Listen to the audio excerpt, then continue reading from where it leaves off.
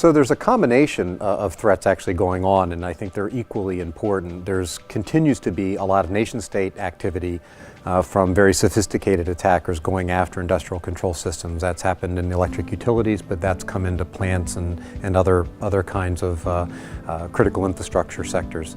So that's one thing that's going on. But equally important and more recent are things like ransomware attacks that have affected plants. These are attacks that weren't necessarily targeted at industrial control systems, they weren't targeted at chemical plants or manufacturing plants and things like that, but nonetheless, they've gotten in and had collateral damage kinds of impacts. They've shut plants down and cost a lot of money. So I think both of those threats are equally important. They're different kinds of things to take a look at, but both equally important. Any good cybersecurity program has a combination of people, process, and technology.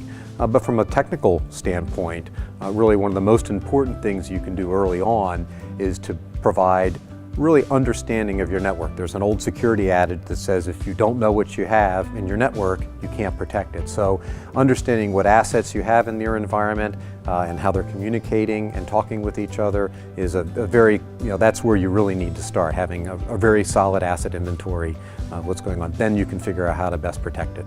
So Claroty provides extreme visibility and continuous monitoring for industrial control networks. And by extreme visibility, we mean we provide that visibility into the assets, so a detailed asset inventory, but not just the IP addresses or things like that, a lot of detail about the assets, particularly in an industrial network. So we know the difference between a controller or an HMI or an engineering workstation. The other piece is we know how those communication pathways work, and we use anomaly detection capability to monitor those networks on an ongoing basis for vulnerabilities or threats, people that may be attacking your network.